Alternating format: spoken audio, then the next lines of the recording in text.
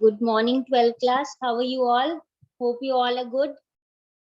So, class, we were on our first chapter of the second book, and we have done a major part of the chapter, basically regarding the population of India, how it is distributed, how it is like what is the you can say जो हमारी population growth है, distribution है, and the reasons behind the you can say variations, whether we talk about the growth or whether we talk about the density or the composition uh, as compared to various areas. So you can say we were on the last you can say main topic जिसमें हमने in our previous class we have talked about the religious composition, and we have also talked about we have talked about the rural urban composition and the linguistic composition, and we did end the class with you can say जो हमारी linguistic classification है उसको हमने discuss किया था through this table. Okay, basically जो भी India की मेन लैंग्वेजेस हैं वो 4 लैंग्वेज फैमिली से बिलोंग करती है, और उन फैमिली के सब फैमिलीज बना रखे हैं, और यानी उनके और ग्रुप कैटेगराइजेशन की हुई है। उनमें से भी हम हर जो सब फैमिली है उसके और ब्रांचेस हैं, और वो पर्टिकुलर ब्रांच इंडिया के कौन से सेक्शन के जो स्पीच एरियाज है उनका मेन सोर्स है, वो हमने पढ़ा था थ्रू दिस टेबल। ओके, यानी ऑस्ट्रिक, द्रविडियन, साइनो तिब्बतन और इंडो यूरोपियन मेन फैमिली है। इनकी सब फैमिली और ये डिवाइड हो गए हैं इनटू 2, और मे बी एक ही रह गया है, या फिर सिंगल द्रविडियन जैसे तो सिर्फ द्रविडियन है। उसके बाद उसकी और सब ब्रांचेस हो गई हैं जो कि अलग अलग एरिया में विथ सर्टेन वेरिएशन बोली जाती है। ठीक है, तो जैसे कि अगर द्रविडियन की बात कर ले तो साउथ द्रविडियन जो है it is being spoken in the southern areas of India. Central वाली देखो एकदम सदर्न, थोड़ा सा उससे ऊपर वाले एरियाज में। देन अगर हम नॉर्थ द्रविडियन बात करें तो अपने बिहार उड़ीसा वाले एरिया में। सो दैट मीन्स हर जो सब ग्रुप है वो इंडिया के कौन से पार्ट में जो speech as a speech as a mode of language directly या इनडायरेक्टली यूज होता है या उसका इन्फ्लुएंस है, that is given in our last you can say box, यानी कैटेगराइजेशन कर दी है इंडिया की मेन लैंग्वेज के बेसिस पे जो कॉम्पोजिशन। ठीक है, this is what we have already done in our previous class. So now we are talking about the religious composition, and before winding up our chapter we also had a kind of discussion about you can say various religions and how it may obviously vary from one area to the other, but अब इसको detail में कर लेते हैं। सबसे important dominant force है हमारे India में रिलीजन, चाहे कल्चर से रिलेटेड हो चाहे पॉलिटिकल लाइफ से रिलेटेड हो, somewhere directly or indirectly religion does influence. Okay, and somewhere it is not that religion itself is trying to influence things, but we as you can say different section of the society, चाहे वो political section हो चाहे वो cultural section हो, religion को हर चीज में introduce कर ही लेते हैं, involve कर ही लेते हैं। So that is why it is one of the most dominant force. Okay, now since religious actually permeates into almost every aspect of people's family, community, so it is really important for us to understand the religious composition as well. We have studied in our 10th class a total complete chapter on how religion and politics or political parties are involved, and how does both of them influence each other.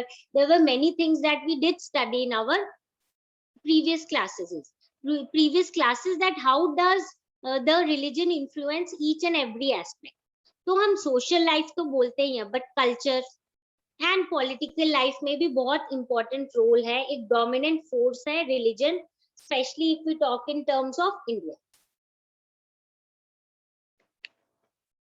So अगर हम देखें special यानी region wise distribution जो है religious communities का अपनी country में, obviously certain states और डिस्ट्रिक्ट में हम देखेंगे एक पर्टिकुलर रिलीजन के लोग बहुत ज्यादा रहते हैं, while in the same way हो सकता है कि कुछ अदर स्टेट्स में या तो उस रिलीजन के बहुत कम लोग रहते हैं। अब कुछ ऐसे एरियाज हैं जहाँ पे ऑलमोस्ट सारे रिलीजन के लोग रहते हैं, whereas as I said कहीं किसी रिलीजन के डोमिनेंट ग्रुप होते हैं, मतलब ज्यादा नंबर में रहते हैं as compare to the other. ठीक है, तो हम अगर ओवरऑल इंडिया की बात करें तो somewhere you can say according to the data that is available to us, Hindus are distributed as a major group in many of these states, around 70 to 90%, except in districts of states like along Indo-Bangladesh border, Indo-Pak border, यानी कि basically वो areas जो India और पाकिस्तान के border पे located है, यहाँ पे इंडिया और बांग्लादेश के बॉर्डर पे लोकेटेड है, एंड ये तो हमें पता ही है Jammu and Kashmir and hill states of north east. इसके अलावा बाकी कुछ एरियाज में स्कैटर्ड एरियाज है, Deccan plateau and Ganga plain, जहाँ पे we find somewhere mix of religions. So dominantly हम देखेंगे many of these states have you can say Hindu religion population as the dominant one, but बहुत सारे ऐसे areas हैं जहाँ पे we have other religions also which are the you can say the people following that religion are more in number as compared to the other religion.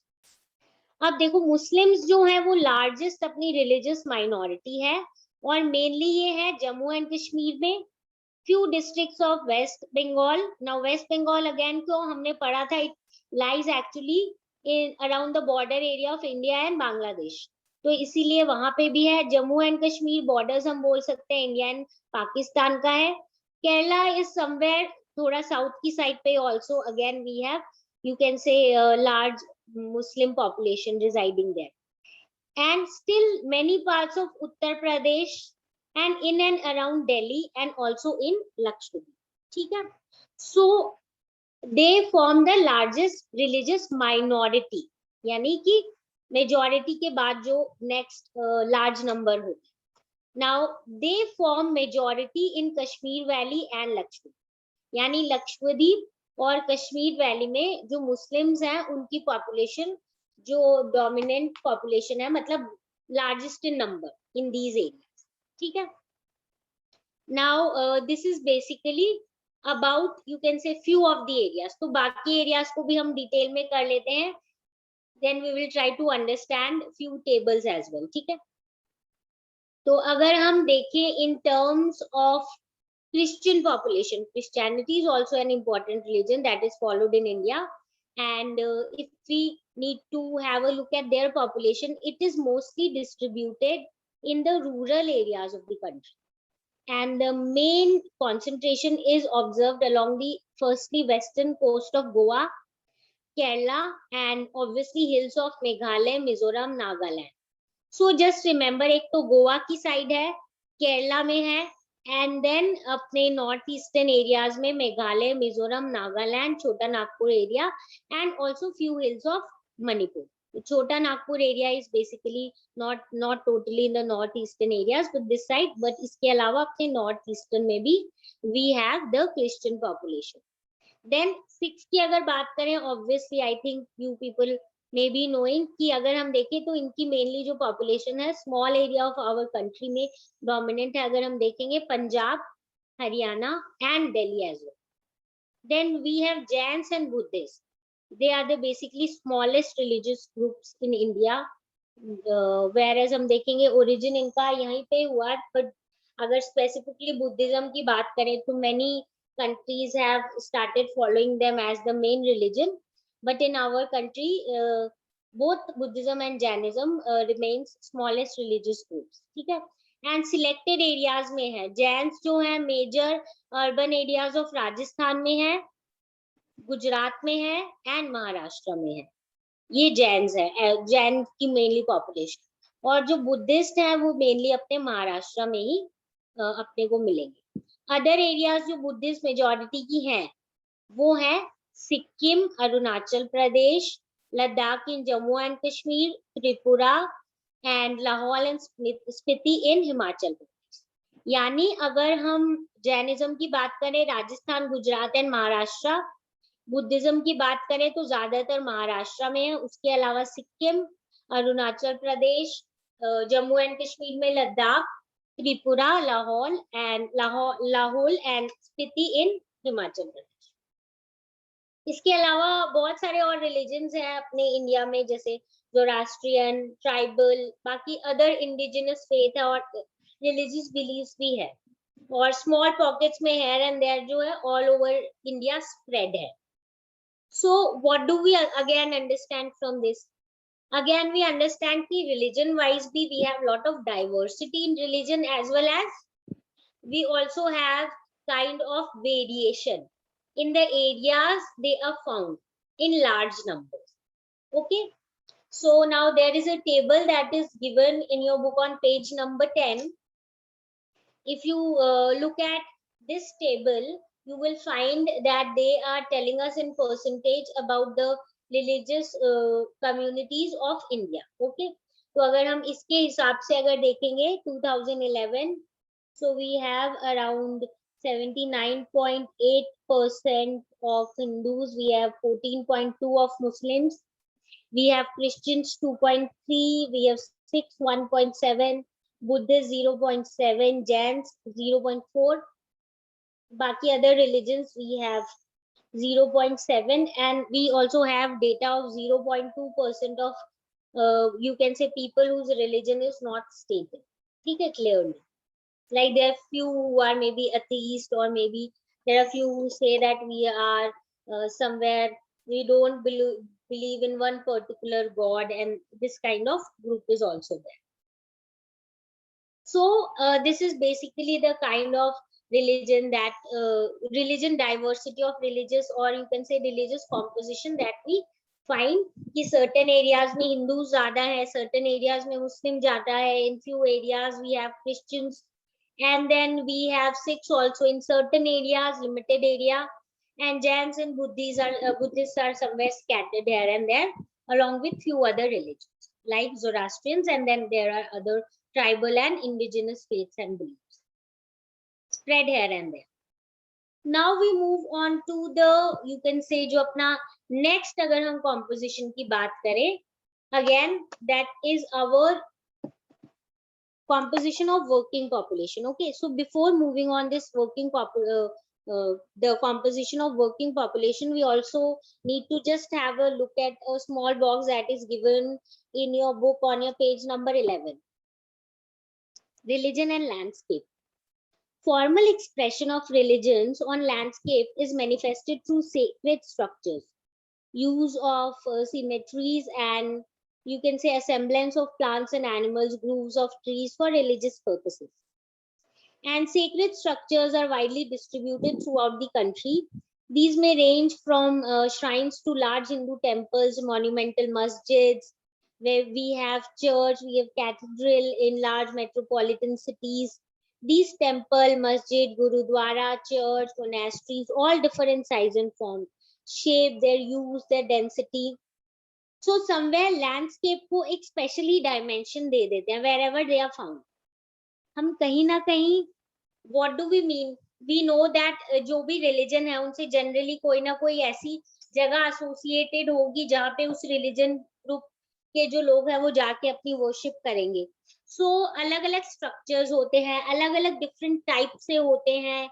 इसके अलावा सिर्फ ये नहीं कि structures अलग, उनसे related जो भी हमारे beliefs होते हैं, plant से related, group से related, whatever they are, तो somewhere जब वो कवर करते हैं उस लैंडस्केप को, तो उसको एक डिफरेंट ही फॉर्म दे देते.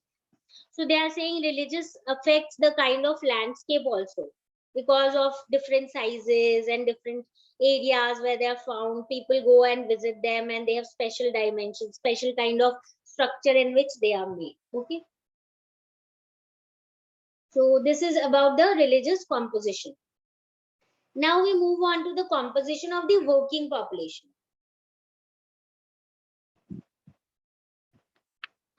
Now we know that working population is obviously a kind of asset for any country.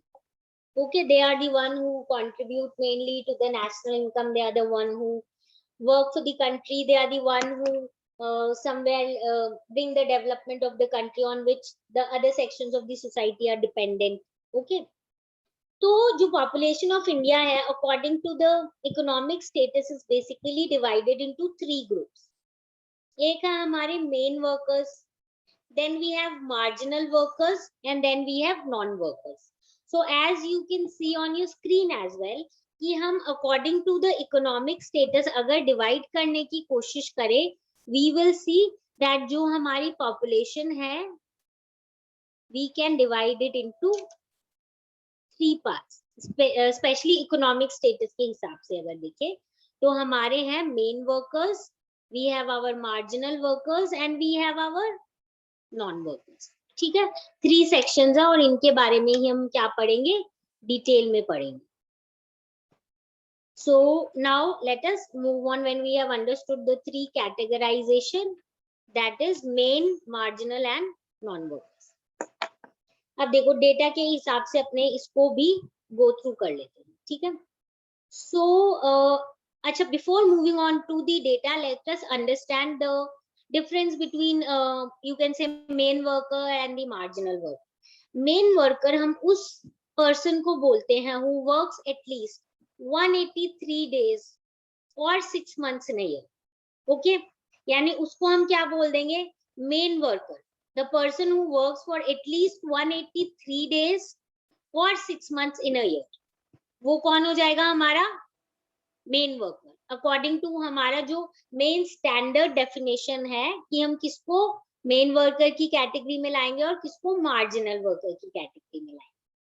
Marginal worker is a person who works, obviously main से कम ही होगा, लेस देन 183 days और 6 months in a year.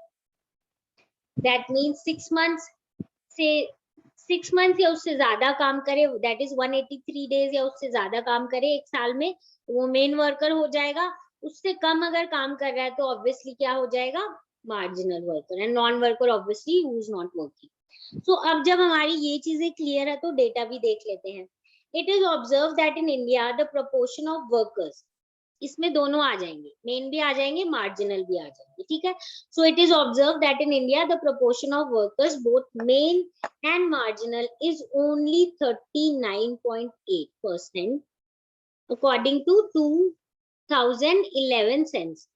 Okay, please remember this is 2011 census, and if you have book of maybe prior edition or maybe the print is around of you can say जो data अपना 2001 का अगर दिया हुआ है, so you need to keep a track कि अपने को जो भी अगर आप डेटा लिखो, if you are sure about it, just don't forget to write the you can say date जो है उसकी.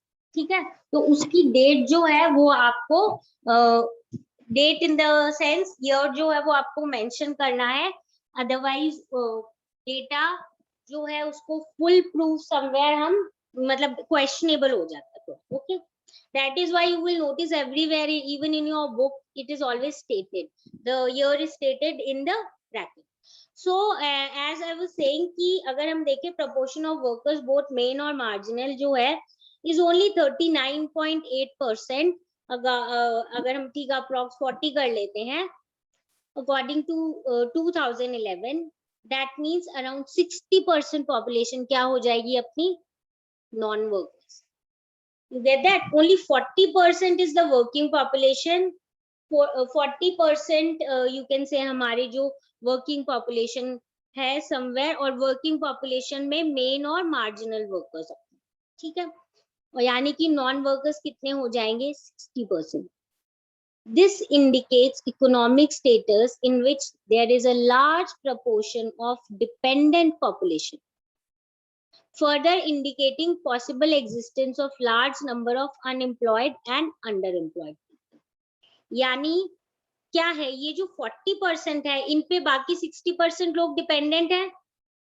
I suppose you are understanding 100% population है, उसमें से 40% ही अगर earning है या 40% ही working population है, जिसमें से भी सोचो कि main और marginal दोनों मिला के, so that means जो बचे हुए 60% हैं वो non workers हैं. वो यानी क्या है, हर चीज के लिए किस पे डिपेंड करेंगे, वर्किंग पॉपुलेशन पे। दैट मीन्स ये भी है कि डिपेंडेंट पॉपुलेशन ज्यादा है, और जो सेकंड चीज क्या है, सेकंड चीज अपनी ये है कि इसका मतलब एक लार्ज नंबर ऑफ अनएम्प्लॉयड और अंडर एम्प्लॉयड पीपल जो है वो उस एरिया में है। यानी यहाँ पे हम इंडिया की बात कर रहे हैं कि in India we will notice that 60% of the people are actually dependent people, जिसमें से बहुत सारा सेक्शन ऐसा होगा most probably which is actually capable of earning but is not getting maybe job or are you can say unemployed or underemployed। ठीक है, इसी को अगर हम और डिटेल में अगर पढ़ लें रिगार्डिंग दिस यू कैन से टॉपिक इटसेल्फ, जो प्रपोर्शन ऑफ वर्किंग पॉपुलेशन है, चाहे वो स्टेट्स की हो चाहे वो यूनियन टेरिटरी की हो, it shows moderate variation from about 39.6% in Goa to about 49.9% in Daman and Diu. What do we mean by this, कि जो वर्किंग पॉपुलेशन है, चाहे वो स्टेट्स हो चाहे वो यूनियन टेरिटरीज हो, उसमें वेरिएशन बहुत एक्सट्रीम नहीं है, मॉडरेट है। यानी हर एरिया में अपनी जो वर्किंग पॉपुलेशन है वो अराउंड 39.6 से लेके 49.9, मतलब अगर हम अप्रॉक्स बोलना चाहे तो अराउंड 40% इन गोवा से लेके 50% इन दमन एंड दीव, इतना ही वेरिएशन है, कोई बहुत ज्यादा वेरिएशन नहीं है। The states with larger percentage of workers जैसे कि हिमाचल प्रदेश, सिक्किम, छत्तीसगढ़, आंध्र प्रदेश, कर्नाटका, अरुणाचल प्रदेश, नागालैंड, मणिपुर, मेघालय, ये जो एरियाज हैं जहाँ पे हम देखेंगे लार्जर परसेंटेज ऑफ वर्कर्स हैं, यहाँ पे ऑब्वियसली हाई परसेंटेज रेट है of the working population. So it is understood, अगर हम इंडिया की बात करें तो वर्क पार्टिसिपेंट्स जो है, पार्टिसिपेशन, जो वर्क का पार्टिसिपेशन है, it tends to be higher in the areas of lower levels of economic development, since the number of manual workers are needed to perform the subsistence and near subsistence economic activity. Now understand the fact, what are they saying, that अगर हम India की बात करें तो हम देखेंगे जो work participation है ना, वो हायर कौन से एरियाज में है, जहाँ पे इकोनॉमिक डेवलपमेंट कम है। क्यों? क्योंकि वहां पे मैनुअल वर्कर की डिमांड ज्यादा है। तो अगर मैनुअल लेबर की डिमांड ज्यादा है, मतलब वर्कर्स की, तो ज्यादा लोगों को काम मिलेगा, इवन टू परफॉर्म सबसिस्टेंस या फिर near subsistence economic activities. So we get to know कि जो वर्क पार्टिसिपेशन है वो लोअर इकोनॉमिक डेवलपमेंट जहाँ पे हुई है वहां पे ज्यादा है, बिकॉज वहां पे वर्कर्स ज्यादा चाहिए होते हैं for performing the subsistence and somewhere थोड़ा सबसिस्टेंस से ऊपर नियर सबसिस्टेंस इकोनॉमिक एक्टिविटीज। हमें पता है सबसिस्टेंट इकोनॉमी क्या होती है। सबसिस्टेंस इकोनॉमी होती है जहाँ पे आप बस अपनी बेसिक नीड जो है वो समवेयर क्या करते हो, फुलफिल करते हो, बहुत ज्यादा आपका उसके पीछे कमर्शियल मोटिव नहीं होता, बेसिक नीड फुलफिलमेंट के लिए। ठीक है, तो ये तो हो गया अगर हम बेसिक अपना देखें रिगार्डिंग द वर्किंग पॉपुलेशन। अब जो हमारा ये ऑक्यूपेशनल कॉम्पोजिशन है, ठीक है, हमने ये तो देख लिया कि ऑक्यूपेशनल कॉम्पोजिशन जो किस टाइप से स्प्रेड है, कौन से एरियाज में ज्यादा होता है, कम होता है और ज्यादा वेरिएशन नहीं है। अगर हम और डेटा के हिसाब से अगर देखें, स्पेशली जो ऑक्यूपेशनल कॉम्पोजिशन है इंडिया की पॉपुलेशन का, अगर हम देखें कि in respect to lot of activities, actually it means कि जो इंडिविजुअल फार्मिंग में इन्वॉल्व है या फिर मैन्युफैक्चरिंग में, ट्रेड में, सर्विस में या any other kind of professional activities, ठीक है, वो लार्ज प्रपोर्शन हम देखेंगे कि large proportion of primary sector workers जो हैं वो है इंडिया में as compare to secondary and tertiary sector. We have studied this many times in our economics that India जैसी जो कंट्री है वहां पे हम देखेंगे ज्यादातर लोग किस में इन्वॉल्व हैं, प्राइमरी सेक्टर में, एग्रीकल्चर वाले सेक्शन में सबसे ज्यादा। है ना, as compare to secondary and tertiary sector. तो हम सारे सेक्टर्स को भी अगर इन्वॉल्व करें तो अपनी population composition, occupational composition clearly signify करती है कि एक large proportion of primary workers हैं as compare to secondary and tertiary sector. ये बात जो हमने बोली इसको डेटा से इसको फुल प्रूफ बना देते हैं, सब्सटैंशिएट कर देते हैं। अबाउट 54.6% जो हमारी टोटल वर्किंग पॉपुलेशन है वो है कल्टीवेटर्स की और वो है एग्रीकल्चरल लेबरर्स की, ठीक है। यानी 54.6% हमारी कल्टीवेटर्स है और लेबरर्स जो एग्रीकल्चर में ही काम करते हैं, ठीक है, लैंडलेस पीजेंट्स वगैरह या as hired labour. Whereas 3.8% of workers are engaged in household industries and 41.6 are other workers including non-household industries, trade, commerce, construction, repair and other services. So remember the data, 54.6 अपना cultivators and agriculture labourers, labour और hired labour जो काम करते हैं agriculture पे, और main जो farmers cultivators.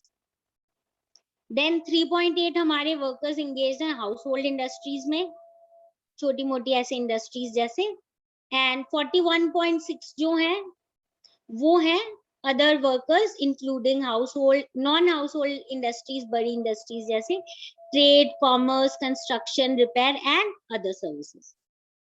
So as far as occupation of countries, male and female population is considered. Obviously male workers जो हैं वो आउट नंबर करते हैं फीमेल वर्कर्स को इन ऑल द 3 सेक्टर। यानी हम अगर कंपेयर करेंगे kind of you can say occupational composition and we compare male and female, तो ऑलमोस्ट तीनों के तीनों सेक्टर में हम नोटिस करेंगे कि जो मेल वर्कर्स हैं they are more in number as compare to the female workers, ठीक है। This is about our composition, you can say जो हमारा कॉम्पोजिशन है ऑफ द वर्किंग पॉपुलेशन, ठीक है। So moving on, we here just saw that India is actually a country where we have lot of you can say variation in every which way। अगर हमने यहाँ पे specially population से related पढ़ा, तो जो अपना नेक्स्ट टॉपिक है जिसमें हम बेसिकली पढ़ेंगे अबाउट, ऑब्वियसली वेरिएशन तो होगी, सच यू कैन से country with lot of diversity, ठीक है।